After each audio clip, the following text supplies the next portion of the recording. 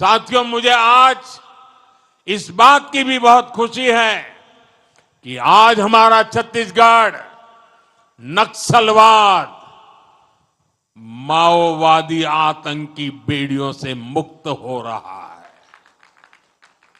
नक्सलवाद की वजह से आपने 50-55 साल तक जो कुछ झेला वो पीड़ादायक है। आज जो लोग संविधान की किताब का दिखावा करते हैं, जो लोग सामाजिक न्याय के नाम पर घड़ियाली आंसू बहाते हैं, उन्होंने अपने राजनीतिक स्वार्थ के लिए आपके साथ दशकों तक अन्याय किया है। साथियों, माओवादी आतंक के कारण लंबे समय तक छत्तीसगढ़ के आदिवासी इलाके सड़कों से वंचित रहे, बच्चों को स्कूल नहीं मिले, बीमारों को अस्पताल नहीं मिले और जो जहां थे बम से उड़ा दिया जाता था। डॉक्टरों को, टीचरों को मार दिया जाता था और दशकों तक देश पर शासन करने वाले आप लोगों को अपने हाल पर छोड़कर वे लोग एयर कंडीशन कमरों में बैठकर अपने जीवन का आनंद लेते रहे। साथियों, मोदी अपने आदिवासी भाई बहनों को हिंसा के इस खेल में बर्बाद होने के लिए नहीं छोड़ सकता था। मैं लाखों माताओं बहनों को अपने बच्चों के लिए रोते बिलखते नहीं छोड़ सकता था। इसलिए 2014 में जब आपने हमें अवसर दिया तो हमने भारत को माओवादी आतंक से मुक्ति दिलाने का संकल्प लिया और आज इसके नतीजे देश देख रहा है। 11 साल पहले देश के 125 जिले माओवादी आतंक की चपेट में थे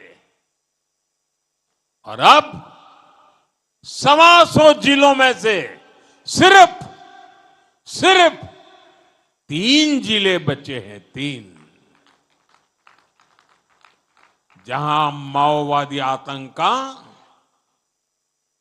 आज भी थोड़ा रुबाब चलाने की कोशिश हो रही है, लेकिन मैं देशवासियों को गारंटी देता हूं, वो दिन दूर नहीं जब हमारा छत्तीसगढ़, हमारा हिंदुस्तान, इस हिंदुस्तान का हर कोना माओवादी आतंक से पूरी तरह मुक्त हो जाएगा। साथियों, यहां छत्तीसगढ़ के जो साथी हिंसा के रास्ते पर निकल पड़े थे, वो अब तेजी से हथियार डाल रहे हैं। कुछ दिन पहले कांकेर में 20 से अधिक नक्सली मुख्य धारा में लौट आए हैं। इससे पहले 17 अक्टूबर को बस्तर में 200 से अधिक नक्सलियों ने आत्मसमर्पण किया था। बीते कुछ महीनों में ही देश भर में माओवादी आतंक से जुड़े दर्जनों लोगों ने हथियार डाल दिए हैं। इनमें से बहुतों पर लाखों करोड़ों रुपए का इनाम हुआ करता था।